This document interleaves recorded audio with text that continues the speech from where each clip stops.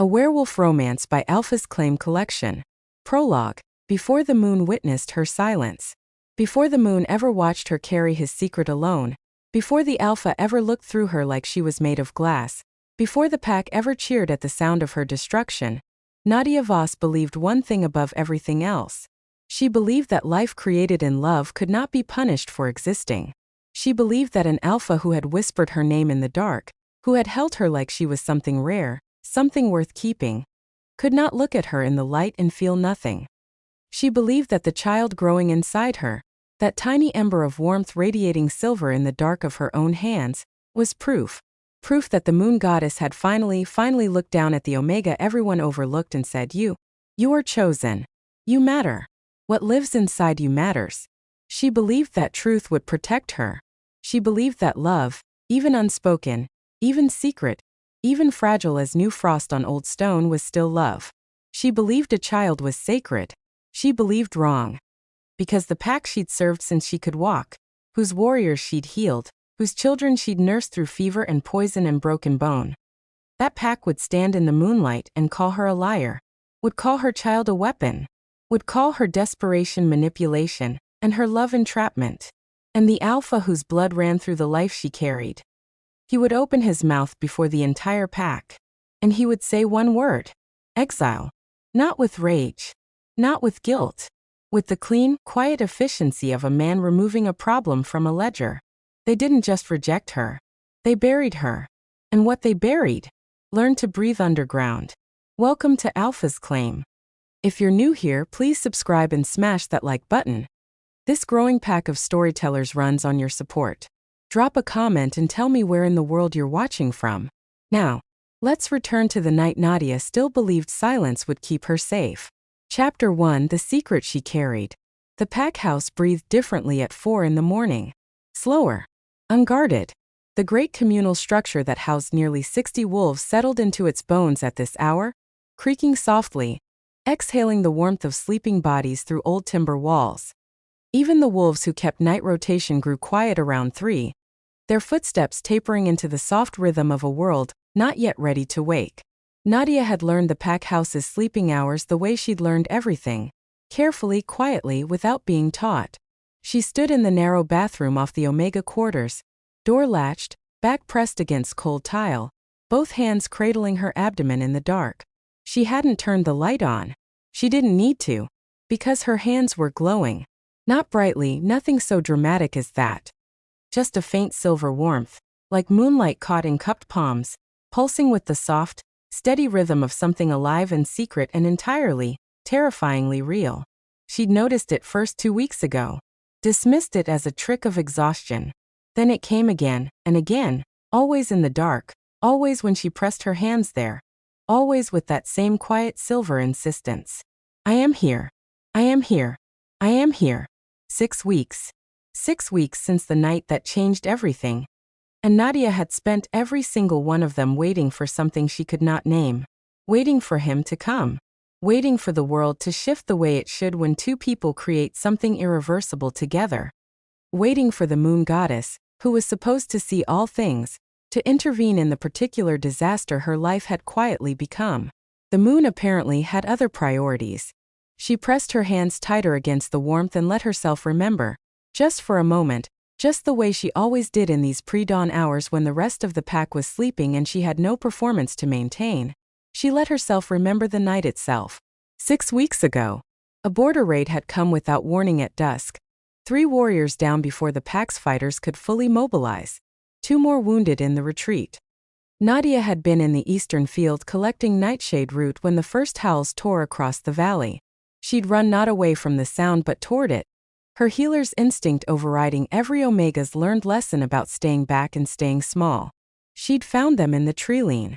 Marcus with a gash across his shoulder that would have bled him out in 20 minutes. Young Petra, barely 17, pinned under a fallen branch with a leg that bent the wrong direction. Old Crane unconscious, breathing in the shallow, alarming pattern that meant internal bruising at minimum. Nadia had worked in the near dark with what she carried and what she could find. Hands steady in the way they'd always been steady when someone needed her. Even when the rest of her was shaking. It was Caden who found her there. Alpha Caden Voss. Her Alpha. The pack's Alpha. Broad-shouldered and battle-cold. Blood on his forearm from a slash that had already begun closing the way Alpha wounds did. Fast, efficient, privileged. He'd appeared through the trees expecting chaos, and found instead an Omega kneeling in the dirt. 3 of his most valued warriors breathing steadily because of her hands. He'd stopped. And he'd looked at her. Not through her, the way Alphas usually did. Not past her. Not at the wounded behind her and incidentally in her direction. He'd looked at her, Nadia, and something in his expression had cracked open, surprise folding into something raw, something that had no name in pack hierarchy because pack hierarchy had never made room for an Alpha looking at an Omega like she had just rearranged something fundamental inside him. You saved them, he'd said. They needed saving, she'd answered. Because it was the truth and she didn't know what else to give him. They'd walked back together through the trees, everyone else ahead, and he'd talked to her the way she'd always imagined being talked to, like her words mattered, like her knowledge was something to be valued rather than used and dismissed. He'd asked her about the herbs she'd used, about where she'd learned field medicine, about the silver quality she had in a crisis that most trained warriors lost. And somewhere between the treeline and the pack house boundary, under a sky going dark and wild with stars, something had happened between them that Nadia still didn't have language for. Only feeling. Only the bone-deep recognition that she had been seen, fully, truly, without condition, for the first time in her life. Later, in the quiet of the healer's annex where she'd gone to clean and restock, he'd come to find her. He'd said her name like it meant something. She'd believed him. Fool, her wolf whispered, not unkindly. The wolf had known before Nadia did how this would end, but even the wolf had wanted it to be different. Had pressed her nose against the warmth of that memory and whimpered low with grief. A sound in the corridor outside. Footsteps, early kitchen staff by the scent. Nadia straightened slowly, pulled her hands away from the silver warmth, waited until the footsteps faded. Then she looked at herself in the dark mirror. Wide eyes. Shadows beneath them from weeks of broken sleep. The face of an Omega who'd spent 23 years learning to take up less space, make less noise, want less out loud. And who had made the catastrophic mistake of wanting something in silence, so profound it had taken root and started growing. She pressed one hand flat against her abdomen. Steady. Warm. I don't know what we're doing, she told it silently, wolf to wolf, mother to marrow. But I know we're going to be careful. I know we're going to be smart. She paused. I know we're going to be okay. She wasn't sure she believed it yet, but she was going to keep saying it until she did. The knock at her door came as she was leaving the bathroom. 3 sharp raps, pack house official pattern, the knock that meant this is not optional. Nadia opened it to find a junior warrior she barely knew, face carefully blank. Pack assembly, he said. Great Hall. 1 hour. Alpha's orders. All members required. He was gone before she could respond. Nadia stood in the doorway of her small room and pressed her hand against the warmth one more time. All members, she thought. Her hands were shaking. Chapter 2. The announcement that changed everything. The Great Hall had been dressed for occasion. That was the first thing Nadia noticed. The banners, Blackmore's colors, deep charcoal and silver, hung from the raftered ceiling alongside a second set she didn't immediately recognize. Pale gold and white. Clean, aristocratic, expensive in the particular way that old Alliance money always looked expensive, not loud, just permanent, like it had always been there and always would be. The second thing she noticed was the crowd. Every member of Blackmore Pack had assembled, and the Great Hall, which could comfortably hold the full pack with room for ceremony, felt electric with contained energy. Warriors clustered in their natural groupings near the front and flanks.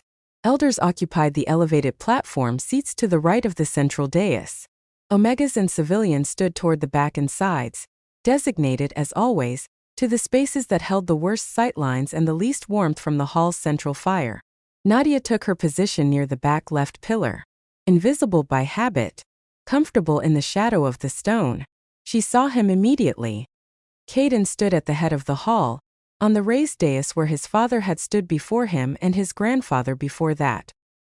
He was dressed formally, charcoal ceremonial tunic, pack insignia at the collar, the quiet authority of a man who had worn power long enough that it no longer felt like clothing. It was simply him. His face was unreadable. It was almost always unreadable in public. Nadia had learned to read the small things. The set of his jaw, the tension in his shoulders, the micro-movements that most of the pack never looked closely enough to see. What she saw now made her stomach drop quietly, like something falling through deep water. He was braced. Not for battle.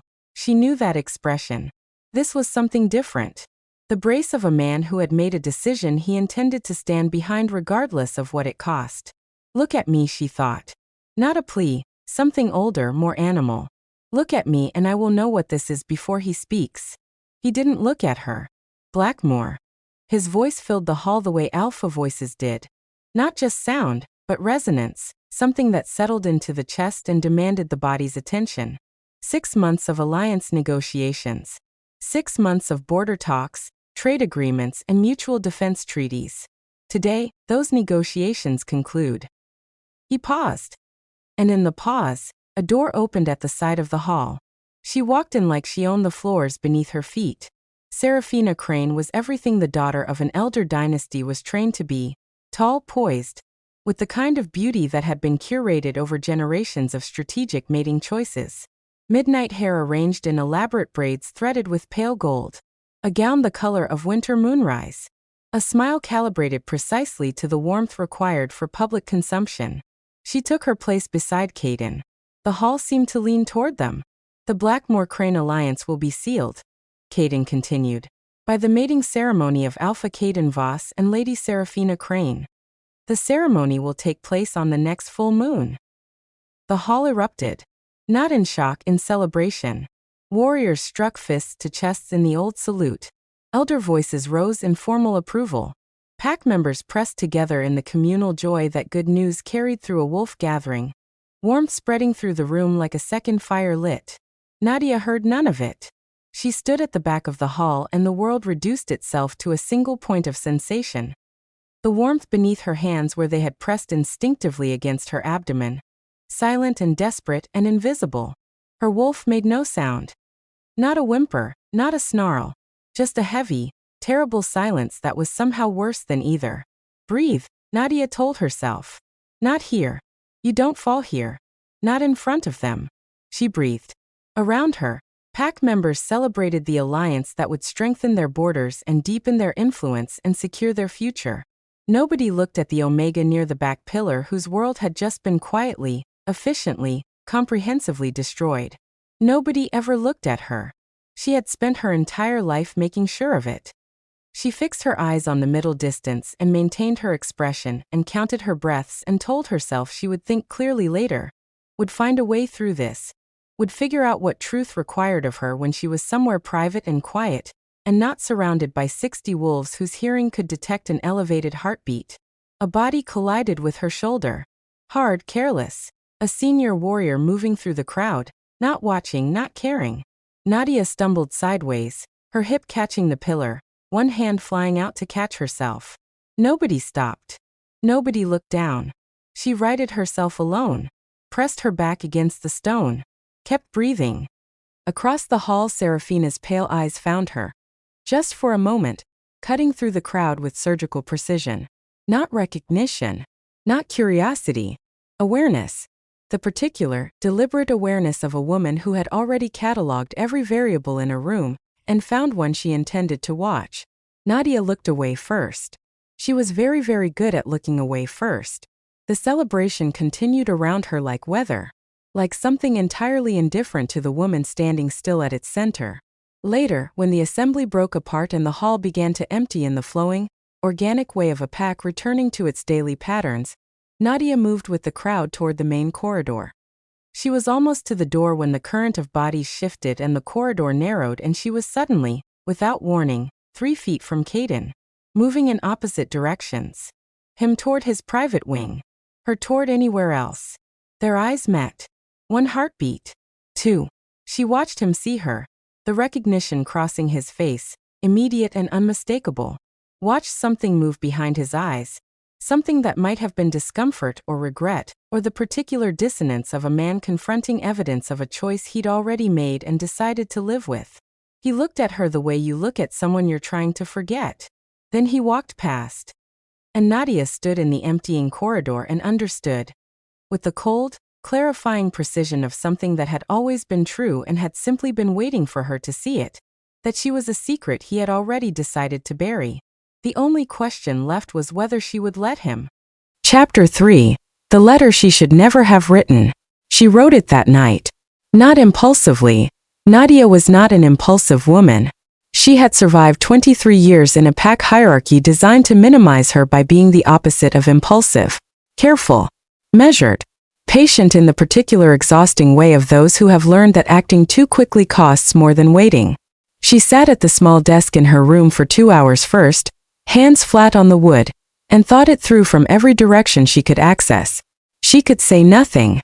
Stay invisible, stay silent.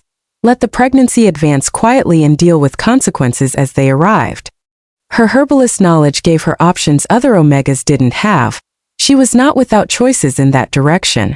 Her wolf flinched violently from that thought, and Nadia had learned to trust the wolf's flinching, even when her human mind could construct a logical case for almost anything.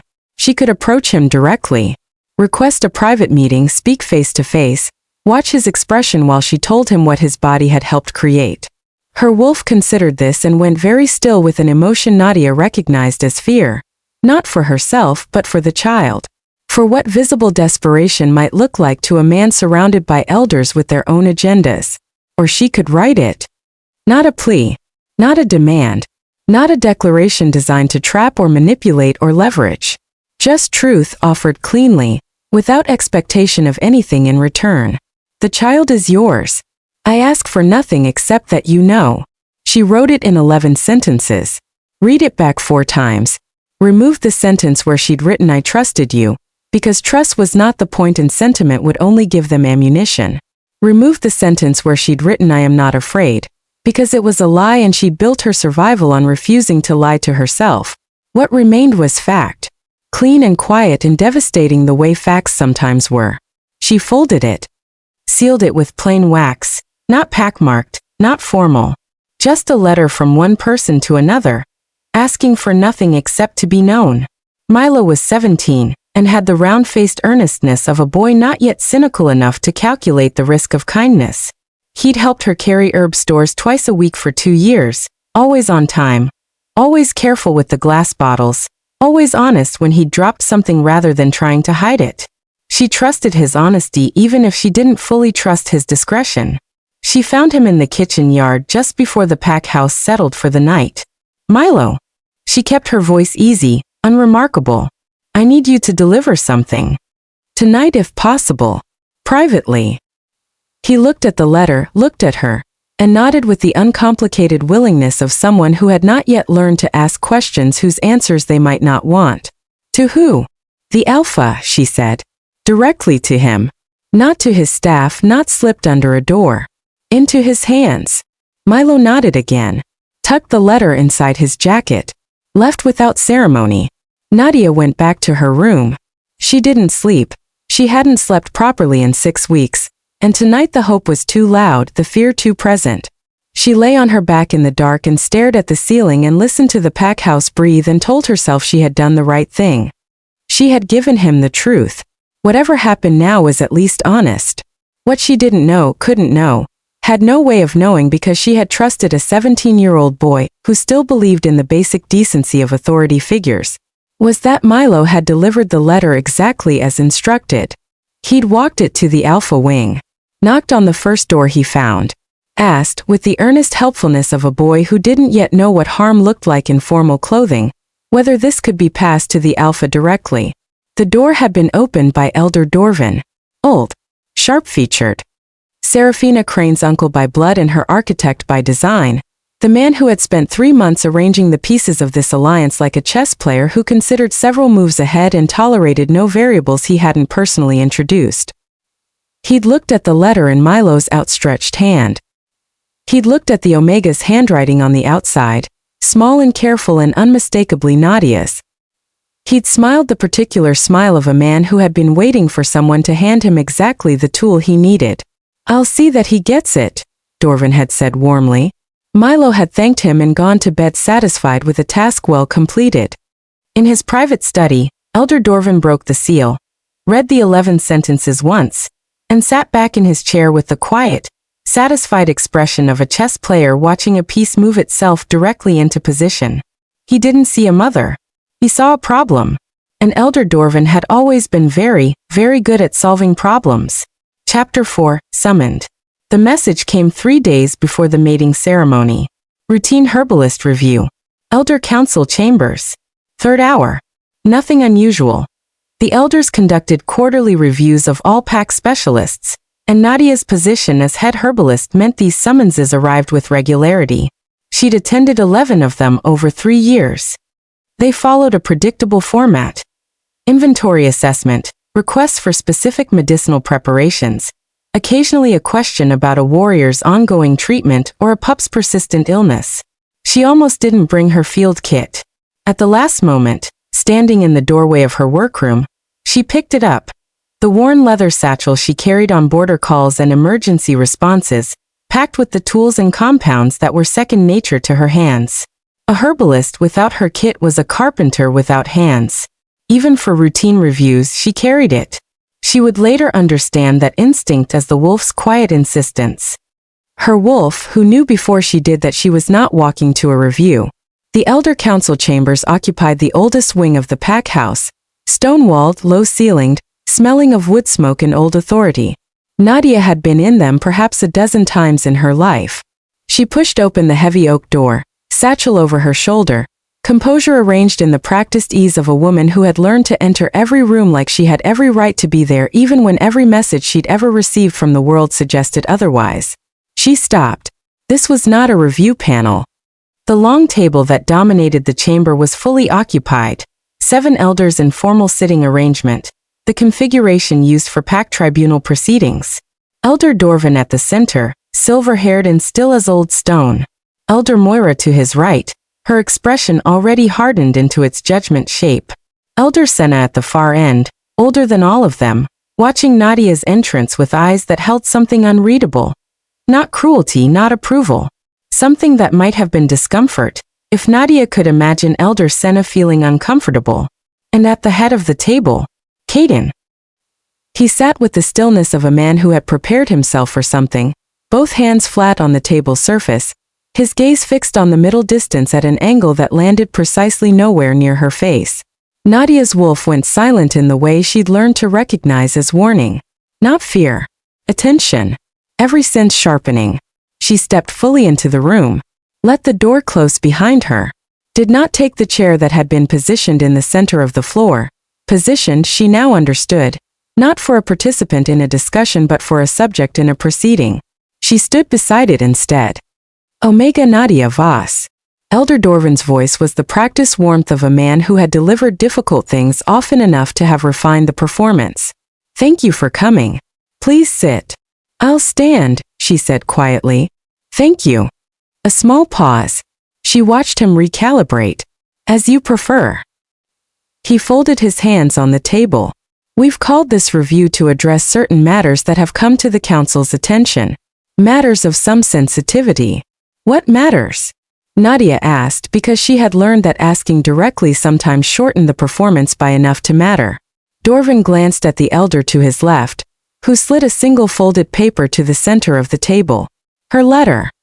Her 11 sentences, her plain wax seal broken, her handwriting exposed under the chamber's lamplight like evidence at a scene. Nadia looked at it. Looked at the broken seal. Understood with the cold dropping clarity of a stone finding the bottom of deep water. Exactly how thoroughly she had been managed.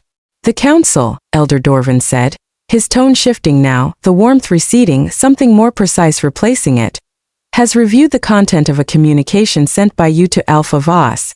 Given the nature of its claims and the timing of its delivery, 3 days before a ceremony representing months of careful alliance work, we felt it necessary to address the matter formally. He let the pause settle. You are charged, Omega Nadia Voss, with attempted manipulation of a ranking alpha through false claims of bonding and conception, with deliberate deception designed to disrupt a sanctioned alliance agreement, and with using your Omega status to manufacture circumstances of entrapment for personal advancement. The words landed in the room like stones dropped into still water, and Nadia stood at the center of the spreading rings and breathed. False. They had taken her truth and renamed it. had taken 11 honest sentences and repackaged them as a scheme, had looked at her letter, her careful, stripped-down, ask-for-nothing letter, and had constructed from it an architecture of manipulation she had never intended and could barely recognize. She looked at Caden. He was still not looking at her. "These charges," she said, and her voice was steady, steadier than she'd expected, steadier than perhaps it had any right to be, "are false. The letter was truthful. I asked for nothing. I made no demands. The claim itself is the manipulation," Elder Moira said sharply. "An Omega alleging pregnancy by the Alpha days before his mating ceremony. The timing alone speaks to intent. The timing is what it is because I only recently understood what was happening." She kept her eyes on Dorvin because he was the center of this, and looking at him was better than looking at Caden and watching him say nothing. "I didn't choose when this happened. I chose to tell the truth." "Your version of truth," Dorvin said smoothly. "There is only one version. Alpha Voss." Dorvin turned toward the head of the table with the graceful pivot of a man who has been waiting for this moment. "The council requests your statement regarding the Omega's claims." And Nadia looked at him then. She couldn't stop herself, looked at the man who had whispered her name like it meant something, whose hand she still felt sometimes in the space between sleeping and waking, whose child was growing inside her with silver warmth and stubborn insistence. She looked at him and she waited. The chamber was completely silent. Caden, she thought, and it wasn't a plea, it was something simpler and more devastating than that. It was just his name, offered into the silence between them, the last fragile bridge she had to give. He looked up. And for one moment, one single, suspended moment that she would revisit for months afterward in the dark of exile, turning it over and over looking for what she might have misread, for one moment, she saw something cross his face. A fracture. Small, barely visible, sealed almost before it fully formed. Then his jaw set. Then his eyes went to the middle distance again. "Alpha Voss has no statement," Elder Dorvin said. "His silence speaks to the groundlessness of the claims." Something cracked quietly in Nadia's chest. Not her composure. She held that with both hands, with every ounce of the discipline that 23 years of surviving this pack had built in her. But something deeper. The last thread of the version of events where this could have been different. She looked at Elder Senna, the oldest, the one who'd watched her since she entered with those unreadable eyes. For one moment Senna looked directly back, and Nadia saw it clearly. The elder knew the charges were constructed, knew what this was, and was not going to say so. Nadia looked back at Dorvin. "What happens now?" she asked, because she was done waiting for anyone in this room to choose honesty, and knowing what was coming was the only power she had left. "Punishment will be determined after the mating ceremony," Dorvin said. "Until then, you are confined to pack house grounds. Your herbalist privileges are suspended. You will attend the ceremony as required." He said it the way one might communicate a scheduling change. Administrative. Bloodless. "You're dismissed," Elder Moira said. Two warriors appeared at the chamber door. She hadn't heard them enter. Standing at attention, waiting to escort her back. Nadia looked one final time at Caden. He was looking at the table. She had walked into this room as a woman with a truth to tell. She walked out of it as a criminal. The difference, she understood now with the terrible clarity of a thing finally seen. The difference was not guilt or innocence, not evidence or fact, not even justice. The difference was power. And she had none. The chamber door closed behind her. In the corridor under the escort of warriors who wouldn't meet her eyes, Nadia pressed her hand against the warmth of her abdomen and felt it pulse back. Steady silver, undeterred. "Still here," it said. "Still here." Chapter 5. The Ceremony and the Verdict. The full moon rose over Blackmoor like a judgment already written. Massive. Silver. Indifferent to the particular cruelty about to be conducted beneath its light. Nadia had stood at her small window and watched it climb the sky for an hour before the knock came. Two warriors, faces blank, voices official. All members required at the ceremonial clearing. Now, she dressed without looking at herself in the mirror. There was nothing in that reflection she wanted to see tonight. The clearing had been transformed. Hundreds of torches burned in precise formation, their light turning the ancient ceremonial ground into something golden and sacred and deliberately beautiful. Flowers had been strung between the trees, pale gold and white, crane colors woven through blackmore silver, the visual language of an alliance made permanent. The stone altar gleamed at the center, scrubbed clean, dressed with ceremonial offerings that had taken the pack's ritual keepers 2 days to arrange. It was breathtaking. Nadia stood where the Omegas stood, left flank, partial sightline, behind 3 rows of civilian pack members who were taller than her. She could see enough.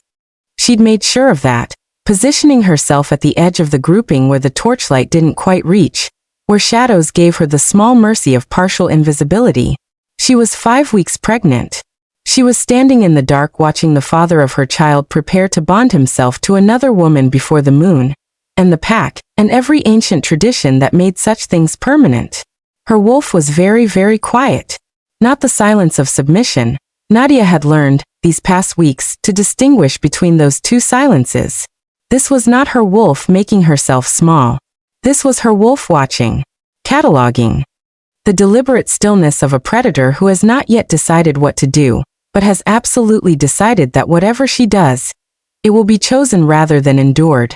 The drums began. That ancient rhythm that Nadia had heard at every mating ceremony since childhood.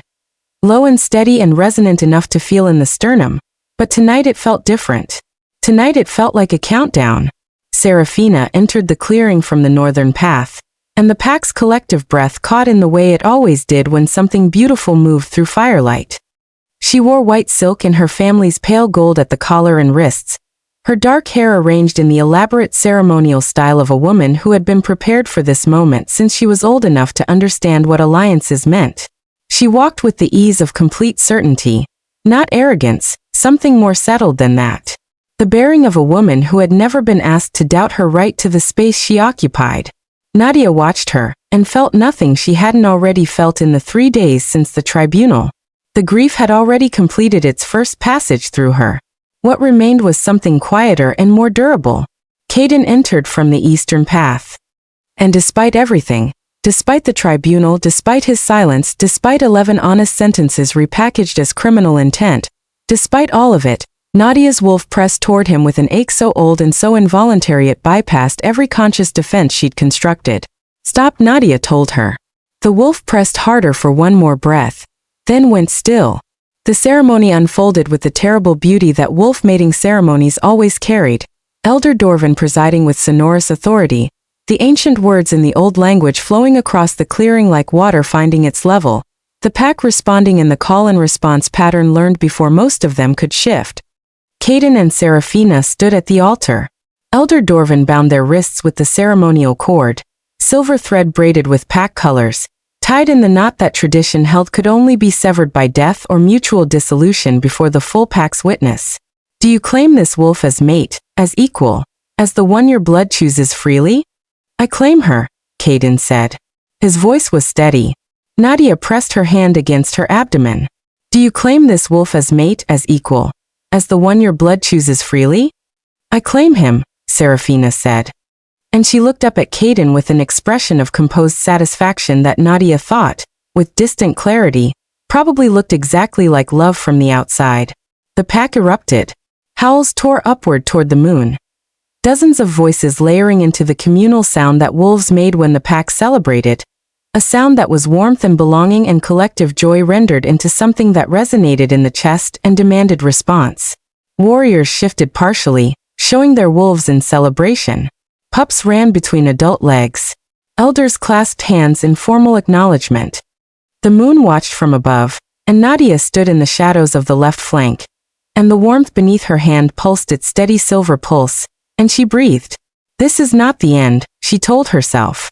She wasn't sure she believed it yet.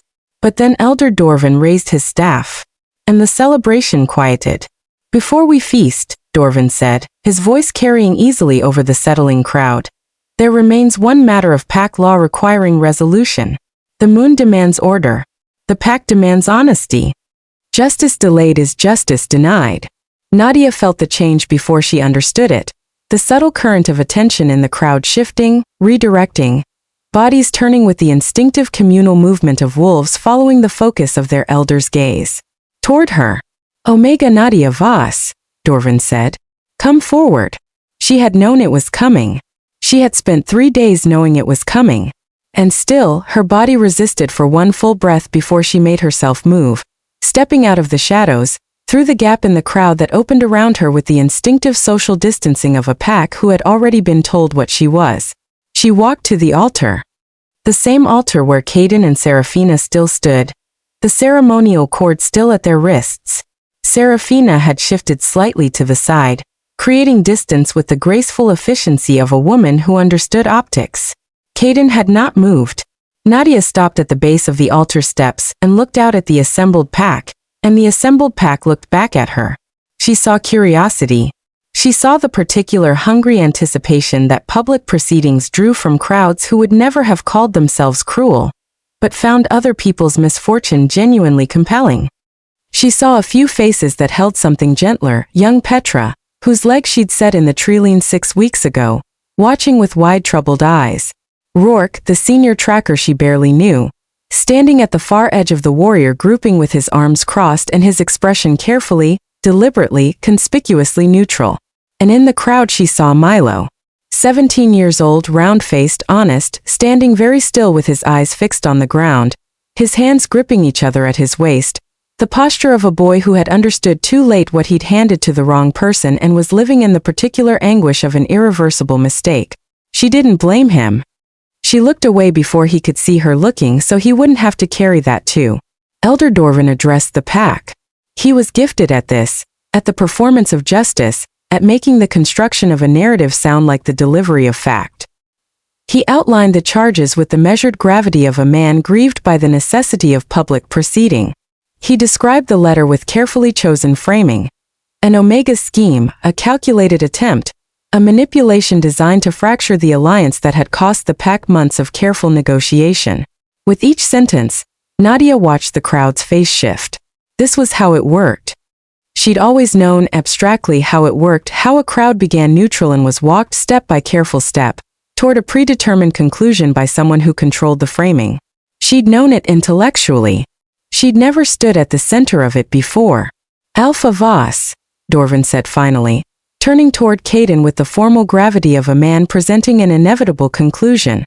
As the Alpha whose honor has been affected by this conduct, and as the authority under whose jurisdiction pack law is enacted, the Council defers to your judgment. What sentence does the Blackmore Pack's law prescribe for an Omega who has sought to manipulate, deceive, and disrupt? Silence. Complete, crystalline, terrible silence. Nadia looked at Caden for the second time in 3 days. He was already looking at her. This time he didn't look away. And she saw it again, that fracture, that hairline crack in the Alpha mask, larger now, more visible, something that in a different story might have been the beginning of him doing the right thing. His jaw worked. His hands, she could see, were pressed flat against the altar stone with a pressure that whitened his knuckles. He knew. He had always known. The tribunal, the charges, the careful construction of her as villain. He had not built this. She could see that clearly now in the way he was looking at her. He had not built it. But he had let it stand. And that distinction, she was beginning to understand, mattered far less than she had once believed it would. Exile, he said. One word. Clean. Final. The pack exhaled collectively. The sound of a verdict received. Effective immediately. Elder Dorvan confirmed with practiced smoothness. Omega Nadia Voss is to be escorted to the outer border and released beyond Blackmore territorial markers before dawn. She carries no pack protection, no claim of alliance, no right of return. The moon has witnessed. The moon has witnessed. The elders repeated in unison. The moon has witnessed. The pack echoed. Hundreds of voices. A communal absolution. 2 warriors stepped forward from the perimeter, moving toward her with the careful, impersonal efficiency of people performing a function rather than making a choice. Nadia did not move. She stood at the base of the altar steps and pressed her hand flat against her abdomen. Openly, deliberately, not hiding it, letting any wolf with eyes understand exactly what she carried. And she looked at Caden. Not with hatred. The hatred hadn't arrived yet. It would come later, in the cold and the dark and the particular desolation of a first night alone. And it would be useful then. Not with love.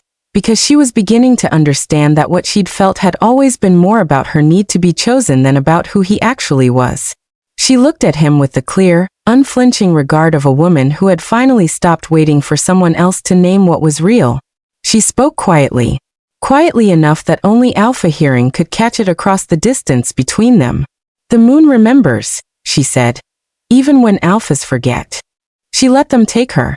She walked out of the clearing between two warriors, through the celebrating pack, through the torchlight and the howls and the smell of wood smoke and alliance flowers, and she did not look back. Not once. Behind her, the celebration resumed. The moon watched without comment. And beneath Nadia's hand, the silver warmth pulsed on. Steady, steady, steady. Chapter 6. What the Cold Teaches. Winter in the Borderlands was a different creature than winter inside Pack territory. Inside Blackmoor, cold was managed, firewood allocated, communal hearths maintained. The Pack's resources turned toward the collective comfort of 60 wolves who shared resources and warmth and the invisible infrastructure of belonging. Even Omegas, even the ones at the bottom of every hierarchy, lived inside that warmth. Outside it, cold was simply itself. Honest. Unmanaged. Indifferent in the way that only truly impersonal things could be indifferent. Not cruel, not kind, simply present, simply cold, simply demanding that you solve it or suffer it. Nadia had been dropped at the outer border marker just before dawn with the clothes on her back and nothing else. The warriors hadn't been rough with her.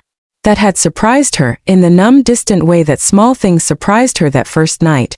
She'd expected roughness, had braced for it, and instead they'd been almost careful.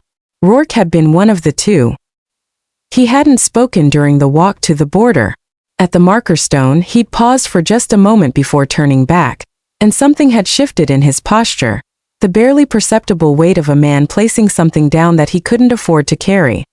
Then he'd gone, and she was alone. And the cold was immediate and serious and required her full attention. Good, her wolf had said, and for the first time, her wolf's voice hadn't been a whisper. Focus. She walked east because east was downhill and downhill meant water, and water meant life before anything else did. She walked until the sky began to pale, until her legs developed the specific aching exhaustion of someone who had been standing in ceremony shoes for hours, and was now navigating uneven forest terrain in the dark. She fell twice. Got up both times without ceremony. Falling was information, not humiliation, and the difference between those two things was something the wilderness was already beginning to teach her. She found the ravine as the first real light came through. Steep-sided, sheltered from wind by a natural curve in the hillside, with a narrow stream running along its base that hadn't yet frozen solid. She climbed down carefully, knelt at the stream, drank with her hands, and then sat back on the cold stone and allowed herself exactly what she had not allowed in the ceremony clearing, had not allowed during the walk to the border, had not allowed herself in the 3 days since the tribunal. She wept. Not quietly, not the composed, dignified grief of public loss. Ugly, animal, complete. The kind of weeping that bypasses all the curated performances of a woman who had spent her entire life managing how much of herself she showed, and reaches all the way down to the places where the truth lives unguarded. She wept for the version of herself that had believed love was possible for her. For the night in the healer's annex when he'd said her name like it meant something. For the child growing inside her, who deserved a different beginning than this. For every Omega who had ever believed the rules would protect them when the time came, and discovered instead that the rules were written by the people who needed protection from Omegas, not the other way around. She wept until she was empty. Then she wiped her face on her sleeve, looked at the stream, looked at the pale winter sky, and began to solve the problem of surviving. The abandoned keeper's shelter took her 2 days to find and 4 more to make livable. A structure built for summer use only, gaps in the timber, no insulation. A fire pit that needed rebuilding from scratch.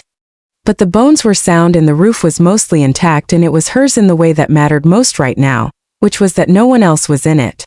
She knew plants. She knew them the way other wolves knew combat, from years of study, from practical application, from the accumulated knowledge of a healer who had made herself indispensable by being more knowledgeable than anyone around her. The borderland forest, even in winter, was not empty to someone who could read it properly. She found what she needed. Not comfort, not abundance, sufficiency. Enough. Her wolf guided her in ways she hadn't expected. In the pack, she had suppressed her wolf constantly, not from fear of what the wolf was, but from training so deep it had become invisible to her. The bone-level understanding that an Omega's wolf was expected to be quiet, cooperative, undemanding. Dominant wolves found visible Omega wolf energy threatening in a way they couldn't always articulate but always acted on. Out here there was no one to threaten. Her wolf stretched for the first time in 23 years. And what emerged when she stopped suppressing her was not the small, anxious, carefully managed animal she believed herself to be. What emerged was something that knew exactly where the rabbits sheltered. That could smell weather changes 8 hours before they arrived.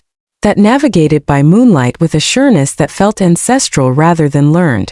That made the forest's night sounds into a language rather than a threat.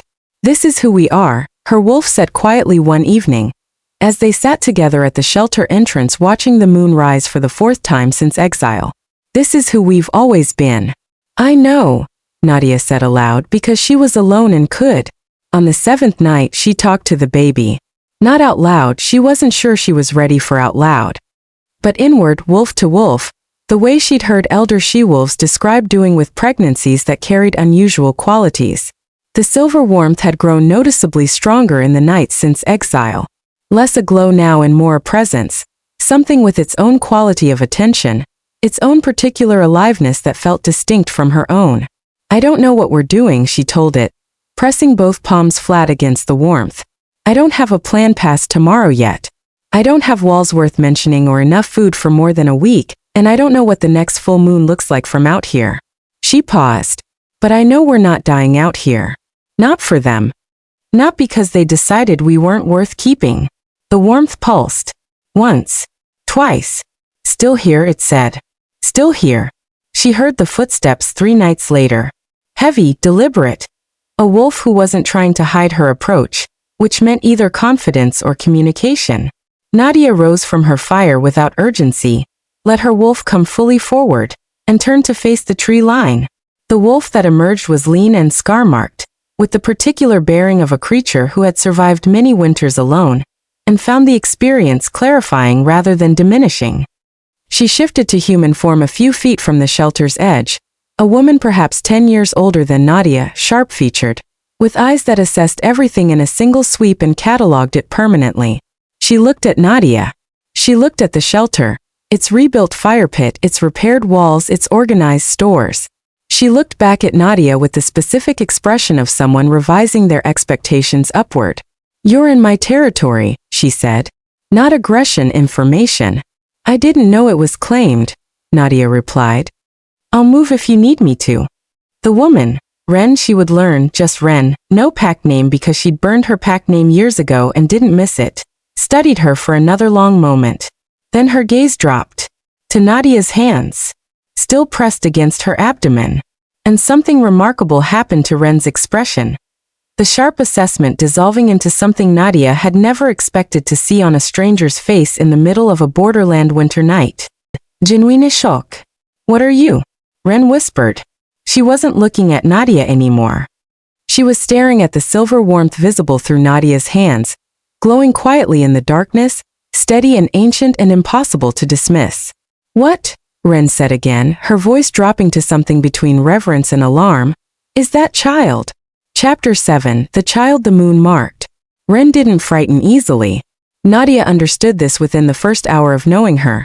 This was a woman who had walked away from a pack that tried to break her, had spent 4 years alone in territory most wolves wouldn't winter in, and had built from that solitude a version of herself so self-sufficient and clear-eyed that fear had simply become impractical.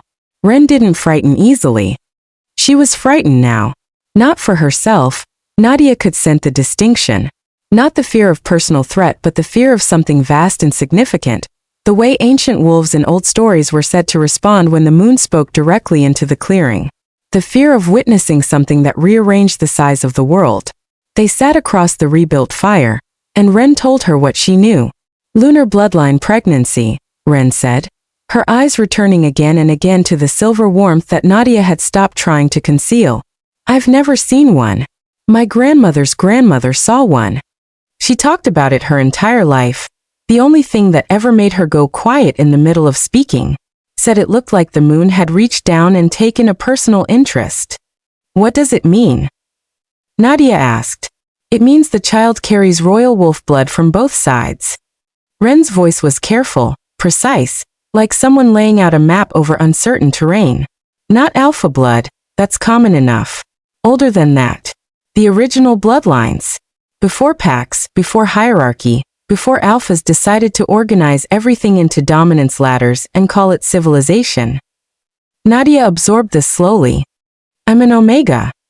You're what they called an omega, Ren corrected, and there was a specific sharpness in her voice that suggested this was not the first distinction of this kind she'd had to make.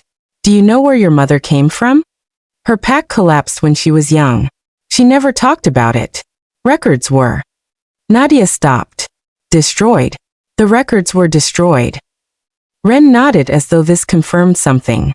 Collapsed packs from 4 generations back, most of them traced to the old bloodlines.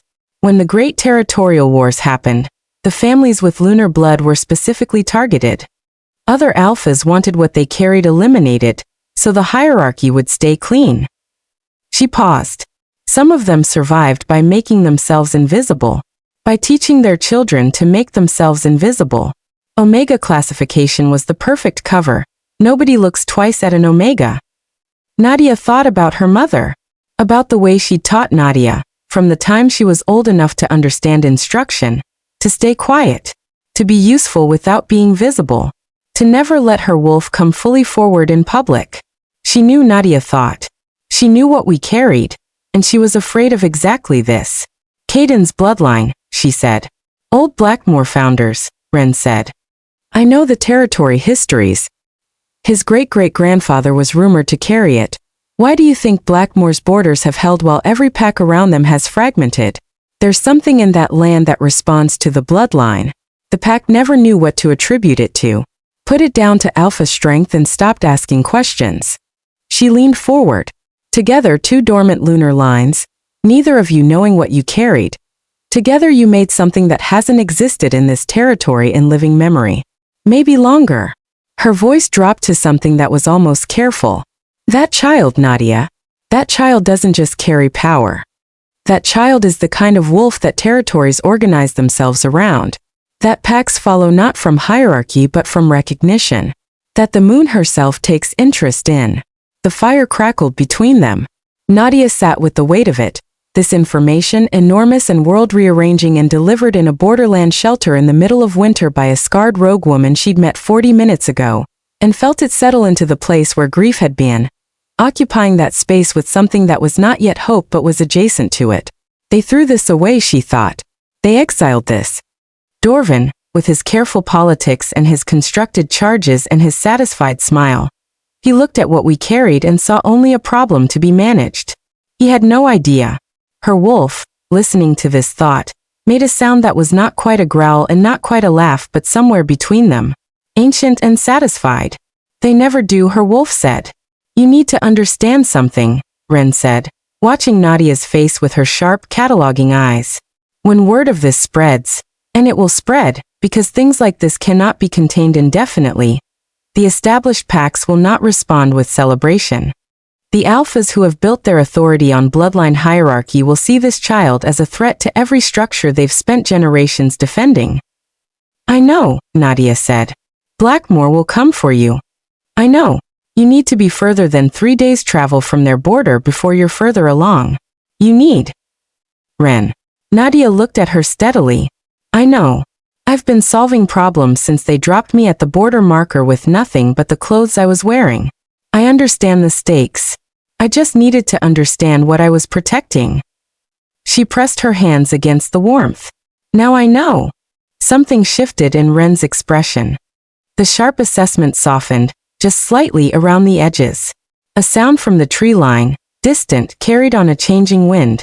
Both women stilled, heads lifting with the automatic alertness of wolves who had been alone long enough that their instincts operated without intermediary. Ren scented the air. Her eyes narrowed. Blackmore, she said quietly. Not panic, information. Scouts. Half a day out, maybe less. Nadia rose from the fire. Her wolf came fully forward, not in fear, not with the flinching submission she'd been trained into.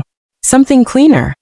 Something that had been building since the moment she'd wept herself empty at the ravine stream and begun, piece by piece, to rebuild. How many? She asked. 3, Ren said. Maybe 4. Nadia nodded slowly, thinking. And then, for the first time since Exile, she smiled. Small, cold, with a quality that surprised even her. Let them come, she said. Chapter 8, The Tracker Who Didn't Expect Her. She met them at the tree line, not the shelter. This was deliberate. She'd spent an hour making the shelter less findable while Ren took up a position in the upper canopy with the particular patience of a woman who had made watching her primary skill. If things went badly, Ren would run for the eastern settlement she'd mentioned, 3 days out, where healers asked no questions. Things went otherwise. Well, they'd see. 3 warriors. Blackmore-scented, pack-marked, moving with the disciplined efficiency of trained trackers who had followed a cold trail and arrived mildly surprised to find it had led them somewhere rather than nowhere. They emerged from the trees in human form. A professional courtesy or a threat assessment. Nadia wasn't sure which. Rourke was in front. He stopped when he saw her standing at the tree line edge in the early morning light, and something moved across his face that she recognized as the specific expression of a man confronting evidence that his quiet hope had been accurate. She was still standing. She was manifestly not broken. He'd hoped for this, she could scent it, and he'd brought it with him like a weight he'd been carrying since the border, and now here it was confirmed, and his relief was almost embarrassing in its visibility. The other 2 warriors fell into flanking positions without instruction, muscle memory, training, the automatic choreography of wolves in official capacity. Omega Voss, the senior of the 2, a woman named Adara who Nadia had treated twice for training injuries, said with formal neutrality. Adara, Nadia replied. She kept her voice easy. She kept her hands at her sides and her posture unhurried and her wolf precisely as present as the situation required. Visible enough to be understood, controlled enough not to be read as provocation.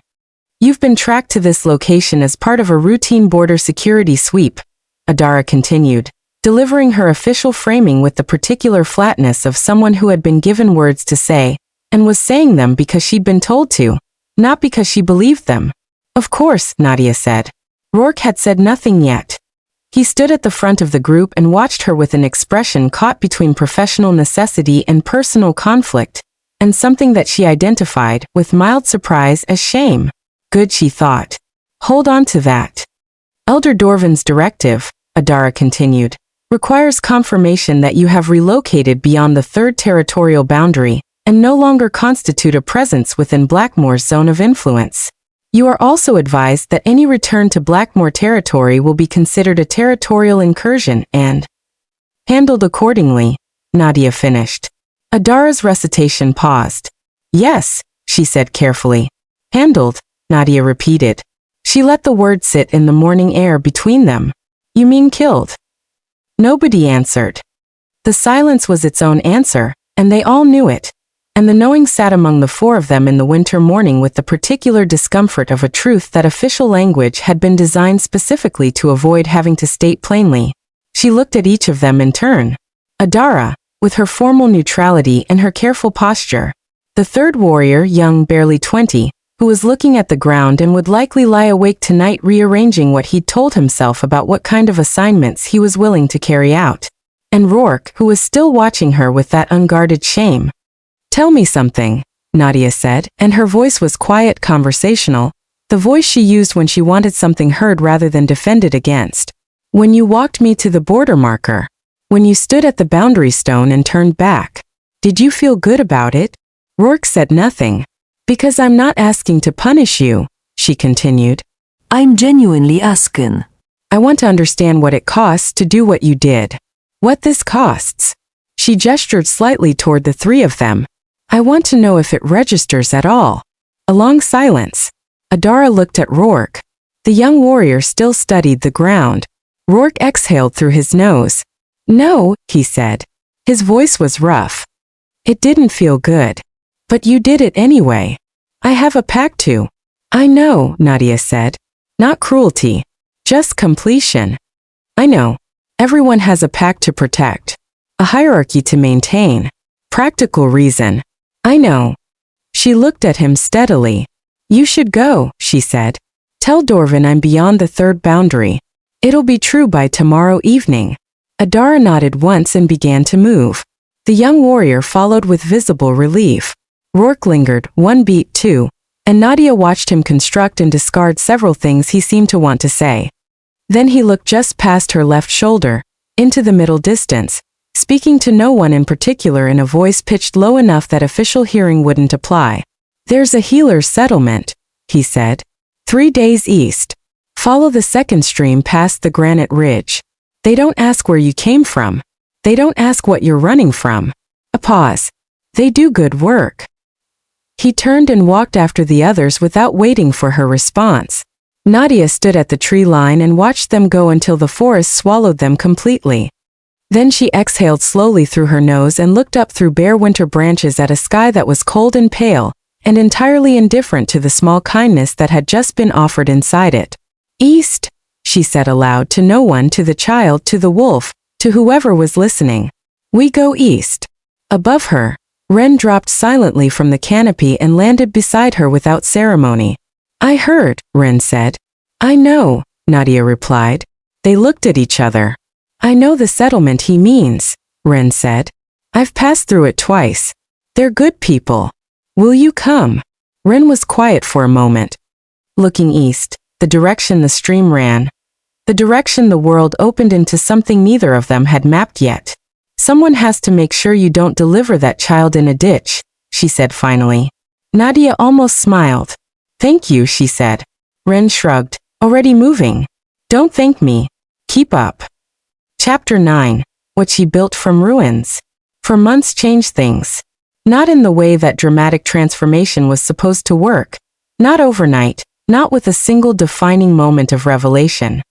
But the way seasons changed, the way water shaped stone, the way a woman who had survived exile in winter discovered, incrementally and then all at once, that survival had quietly become something larger than itself. The healer's settlement was called Ashfin by its residents, a name that had been given without ceremony by the first 3 people who settled there, and had simply persisted because it fit. 15 people when Nadia arrived, shivering and 8 weeks pregnant, and accompanied by a scarred rogue woman who made it clear with her body language that anyone who asked unnecessary questions would regret it. The settlement's lead healer, a silver-haired she-wolf named Odette who had left a northern pack 30 years ago and built something better in the leaving, had looked at Nadia for 30 seconds and then said, Hands. Let me see your hands. Nadia had pressed them against her abdomen and let the silver warmth show. Odette had looked at it for a long moment. You're the herbalist they exiled, she'd said. Yes. Good timing. We have 3 sick children and not enough winter moss preparation. It wasn't a welcome exactly, but it was a purpose, and purpose was what Nadia had needed more urgently than warmth. She had made herself essential the same way she'd always made herself essential. Through knowledge applied without hesitation, through the particular quality of attention she brought to patients that made them feel genuinely seen rather than processed. Within the first week, she'd reorganized the settlement's medicinal stores and identified 3 preparation errors that had been causing more harm than good. Within the first month, she'd trained 2 younger residents in field medicine thorough enough that the settlement could function without her if necessary. If necessary, because even then, even in those early weeks, some part of her was thinking architecturally. Not just about her own survival but about something that could outlast her immediate circumstances. Word traveled in the rogue networks. It always did. By the second month, new arrivals began appearing at Ashfin's boundary, not looking for the settlement specifically, but looking for her. An exiled Omega from a southern pack whose Alpha had broken her wrist for speaking out of turn, and then called it discipline. 2 young she-wolves who'd watched Nadia's transformation at the Blackmore ceremony from the crowd, and had spent the weeks since gathering the courage to walk away from hierarchies that were slowly crushing them. A rogue male, taciturn and scarred, who said only that he'd heard there was a place where wolves were judged by what they did rather than what rank they'd been assigned at birth. Nadia hadn't planned a sanctuary. She'd simply refused to recreate the structures that had destroyed her, and in that refusal had built something new almost by accident. You don't have to stay, she told each arrival, standing in the settlement's central space with the practical directness that had replaced her old careful diffidence. You don't have to pledge loyalty or bow to rank or prove your worth by submission. You have to be honest. You have to be kind. You have to defend those who can't defend themselves. Those are the rules. They're simple. I intend to keep them simple. People stayed. Ren had become something neither of them had a word for. Not friends exactly, not the warm, reciprocal friendship that songs were written about. Something more functional and more durable than that. The friendship of two people who respected each other's competence, and had stopped needing to perform anything for each other, and found that this was actually more comfortable than warmth. You're building something dangerous, Ren had said one evening in their 5th week at Ashfin, watching Nadia move through the settlement with the particular ease of someone who had found their context at last. The established packs won't like it. I know, Nadia had replied. They'll call it a threat. I know. You don't seem concerned. Nadia had considered this genuinely. I was concerned my entire life about what the established packs thought of me, she said. I was so concerned I made myself invisible. I shrunk everything about myself into a shape they'd find acceptable, and they exiled me anyway. She looked at Ren. What exactly do I lose by building something real? Ren had been quiet for a long moment. Nothing, she said finally. I suppose nothing. The pregnancy advanced in ways that continued to confound expectation. Odette monitored it with the thoroughness of someone who understood they were witnessing something that their considerable experience had not previously prepared them for. The silver warmth grew steadily more pronounced, visible now even in daylight, a soft luminescence that the settlement's residents had stopped being startled by and begun treating with the matter-of-fact respect that extraordinary things received when they persisted long enough to become familiar. How is she? Nadia asked Odette one afternoon, pressing her hands against the glow. Healthy, Odette said, with the simplicity of someone who had been a healer long enough that health was still the first miracle. Strong. The lunar marking is stable. I've been reading everything I can find on historical precedent, and what I'm seeing matches the accounts. She's developing at a normal pace, but the power signatures are. She paused, choosing words. Significant. I was going to say unprecedented, but significant covers it. News filtered through Ren's rogue networks, about Blackmore, about Caden, about the unraveling that had apparently been in progress since the mating ceremony. The Silver Fang Alliance had cost more than it returned almost from its first week of activation. Serafina had arrived at Blackmore with her own political agenda and her own set of loyalties, and the Elder Council that Dorvan had believed he controlled had begun fracturing along lines that his manipulation of Nadia's letter had apparently destabilized rather than secured. Elder Senna, old, sharp-eyed, uncomfortable in the tribunal, had come forward. 3 weeks after the mating ceremony, she had requested a private council and told Caden what she had witnessed, how Dorvan had shaped the tribunal, how the charges had been constructed rather than discovered, how she had known and said nothing and had spent 3 weeks unable to sleep because of it. Caden had been quiet for a long time after she finished. Then he had acted. Dorvan exiled. The Serafina alliance dissolved, at significant political cost, with the Crane family threatening retribution, with border tensions rising, with the careful edifice of Blackmore's expanded influence fracturing in exactly the way it had been built to prevent. Serafina gone, back to her father's pack with the cold composure of a woman who had already begun calculating next moves before this one finished failing. And Caden. Caden had been asking questions through back channels. About the borderlands. About a silver-glowing Omega and a rogue companion and a healer's settlement 3 days east. He's looking for you, Ren said one evening, her voice entirely neutral, watching Nadia's face the way she always watched for information. Nadia didn't look up from the herb preparation she was working on. I know. He's been asking for 3 weeks. I know. He knows about the bloodline. Now she looked up. Ren met her eyes steadily. How? Nadia asked. Elder Senna, presumably. The woman's apparently making up for lost time in the honesty department. Nadia looked back down at her hands. The silver warmth glowed quietly between them. He knows what he exiled, she said. Yes. He knows what he let them do. Yes. A long silence, occupied only by the sounds of a functioning settlement, voices, footsteps, the distant laughter of the Southern Pax Omega whose wrist had healed cleanly and who laughed now with the specific freedom of someone who had remembered that they were allowed to. "What does he want?" Nadia asked finally. "What do you think he wants?" Nadia set down the preparation she'd been working on and pressed her hands flat against the silver warmth and sat with the question and everything it carried. The lookout's voice broke her thinking. Sharp, carrying, professional. "Someone at the boundary," he called. "Packmarked. Blackmore scented.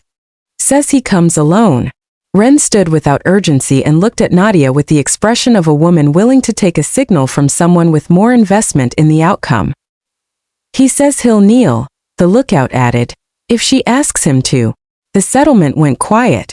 23 wolves of varying histories and varying wounds, all looking at the Omega who had built something real in the borderlands, who carried something extraordinary beneath her hands, who had survived what should have broken her and found that what was left was not a woman diminished but a woman clarified. Nadia stood.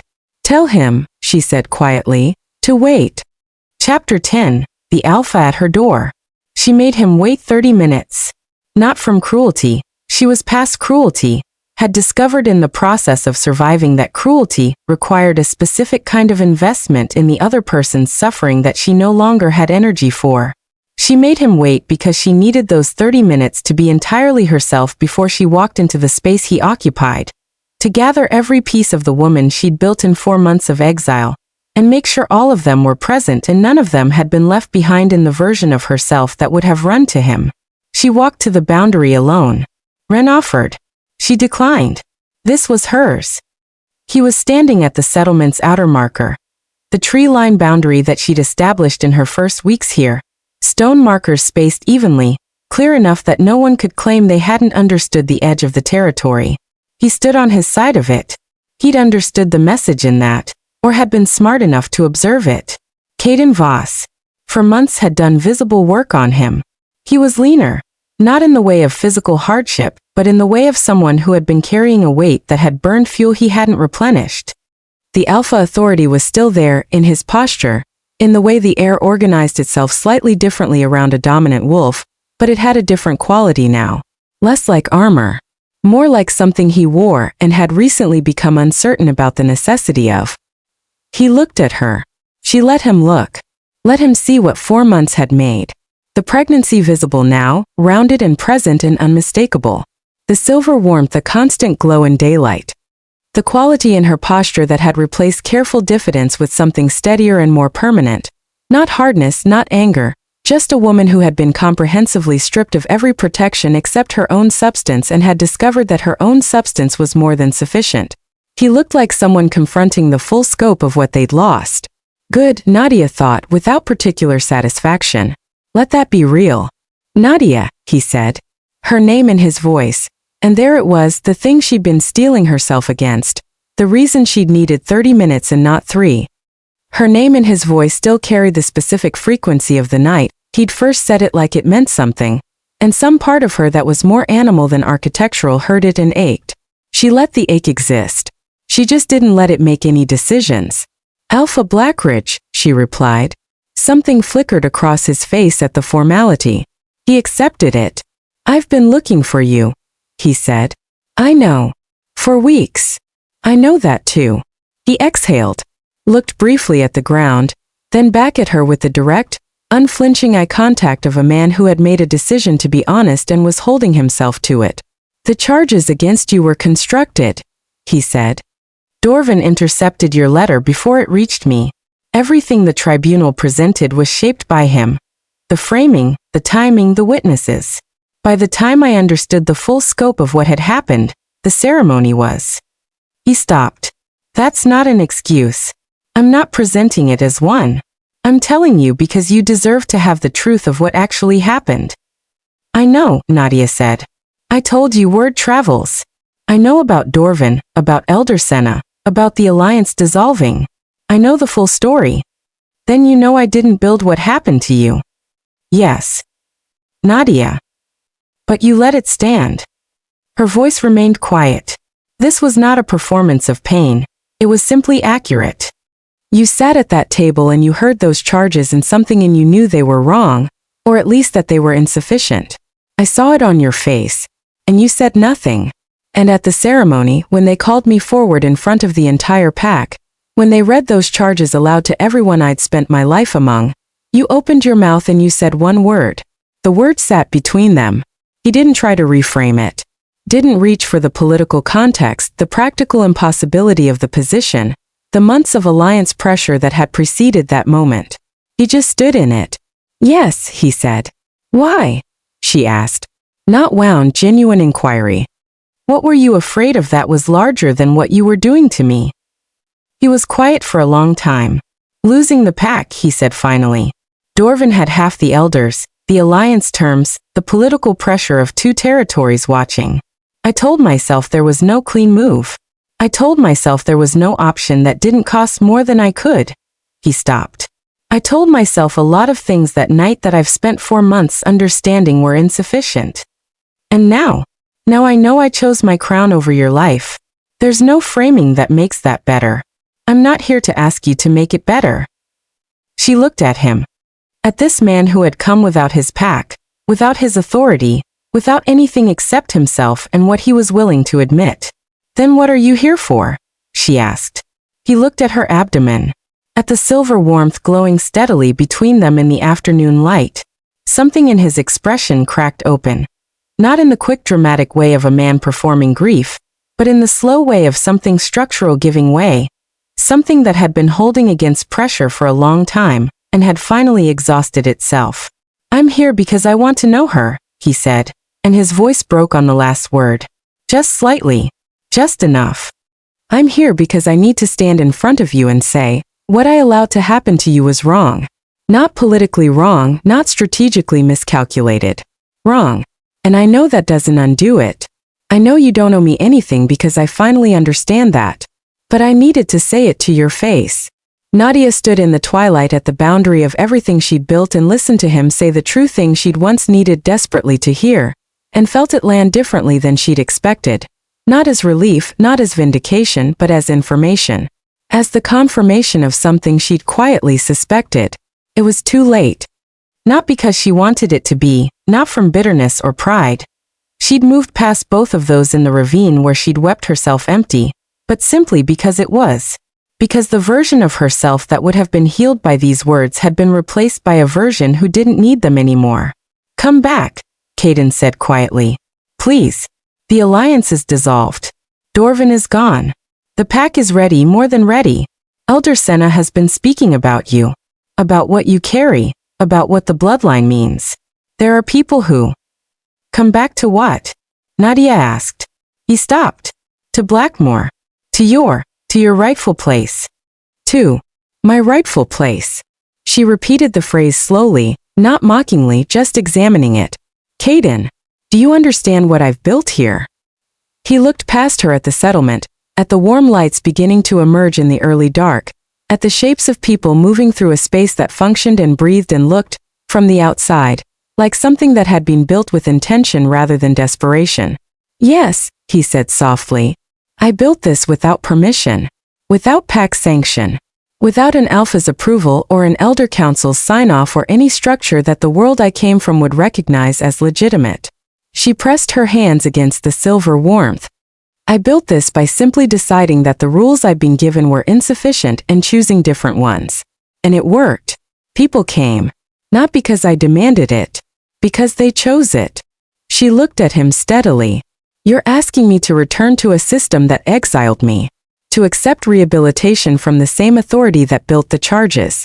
To come back as your Luna, which means my legitimacy still comes from your claim rather than my own substance. She shook her head. I don't want that. Not anymore. Maybe not ever again. Then what do you want? He asked, and his voice had the hollow quality of a man hearing a door close from the wrong side. She was quiet for a long moment, watching the twilight deepen over the borderland trees, watching the settlement's lights multiply as evening came on, watching the dark sky above the mountain ridge where the first star had appeared, small and certain and entirely itself, requiring no other star's permission. I want her to know where she comes from, Nadia said finally. Both sides. I won't take that from her. She deserves her full history. If you can be in her life as her father without using that proximity as leverage, without bringing Blackmore politics to this boundary, without making her belonging conditional, then I'll consider how that looks. She met his eyes. But I will not return. I will not be your Luna. I will not fold myself back into a structure that taught me I was disposable, and ask it to treat me differently this time because now it knows what I'm worth. Her voice, quiet throughout, settled into something final. You didn't lose me when you claimed Serafina. You lost me when you let me believe I was something that could be discarded. And the woman you discarded is gone. What's standing here built something in the ruins of her. And she belongs to herself. Caden stood at the boundary marker in the darkening evening and looked at the woman he had allowed to be exiled, who had walked into a borderland winter with nothing and built a sanctuary, who carried his child with silver warmth and her own complete authority, who was looking at him with clear, unguarded eyes that held no hope and no hatred and no desperate need for him to be different than he was. He had no answer that wouldn't prove her point. He had no argument that wouldn't diminish her. He stood there for one more long moment. Then he nodded once. Not submission, not defeat, something more complicated and more honest than either. Acknowledgement. The acknowledgement of a man who finally saw clearly and found the view exactly as devastating as it deserved to be. I'll come back, he said quietly. For her. On whatever terms you set. Then I'll let you know when I'm ready for that conversation, Nadia said. He turned and walked back into the tree line. She watched him go. She waited until the forest had taken him completely, until his scent had shifted from present to memory on the cold night air. Then she turned back toward the settlement, toward the warm lights and the people who'd chosen to be here, toward the life she'd built from the ruins of the one she'd been denied. She didn't look back. She had learned, finally, that looking back was not the same as remembering, and she intended to remember everything. Every cold night, every moment of the tribunal, every heartbeat of the ceremony where they'd called her a criminal for telling the truth. She intended to remember all of it. Not to carry it, but to know exactly how far she'd walked. Epilogue. She was never the ending. After the moon watched her survive what should have destroyed her, after the Alpha finally stood in the wreckage of his own choices and understood what silence had cost, after the pack spoke her name in whispers that had shifted from contempt to something they didn't yet have the humility to call reverence. After all of it, Nadia stood at the ridge, the same mountain edge where borderland met unclaimed sky, where she had stood many times now in the months of building, in the quiet hours before dawn when the settlement slept and the world was briefly, completely hers. She was not alone tonight.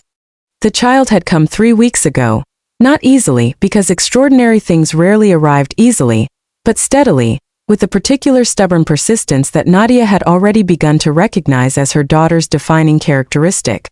Odette had caught her. Ren had held Nadia's hand with a grip that left marks and said nothing throughout and wept after when she thought no one was watching.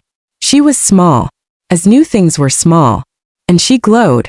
Not faintly, not as suggestion. She glowed. A steady silver luminescence that made the dark around her irrelevant, that turned night into something navigable just by her presence. It had startled even Odette, who had been a healer for 40 years and thought she'd prepared herself. Nadia had looked at her daughter for the first time and felt something arrive in her chest that had no name in the language of pack hierarchy or omega status or alpha approval. Something that was simply, there you are. I've been walking toward you since before I knew you existed. Now at the ridge, Nadia stood with her daughter wrapped against her chest in cloth that caught and held the silver glow, and looked out at the mountain dark and the territory spread below and the sky going enormous overhead. Behind her, the settlement breathed. 29 wolves now, 8 new in the past month alone, word spreading through rogue networks and whispered conversations at neutral grounds, and the particular vine of information that connected all wolves who were looking for the same thing and had not yet found a name for what they needed. They had a name now. Ashvin. Not a pack, the word held too much hierarchy, too much of the old structure. A sanctuary. A choosing. A place where the question was never what rank are you but only what will you do. Voices rose from the settlement behind her. A few night watchers, the soft conversation of people who'd grown comfortable enough to talk quietly in the dark. The sounds of somewhere that had become home to people who hadn't expected to find one. Nadia pressed her lips to her daughter's forehead. They'll tell stories about you, she said quietly into the silver glow. Some of them will be afraid. That's all right. The things worth building are always frightening to the people who built their safety on nothing changing.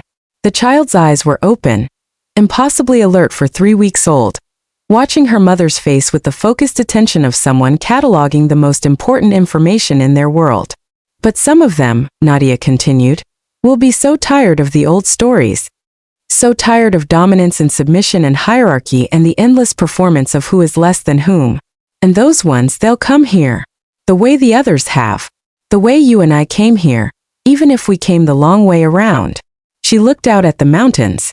Somewhere in those territories, Caden was governing a pack that was relearning what it was without the structures that Dorvan had built. He had not returned to the boundary yet. It had been 3 weeks and she had not sent word. She would eventually. She'd meant what she said about her daughter's right to her full history. But not yet.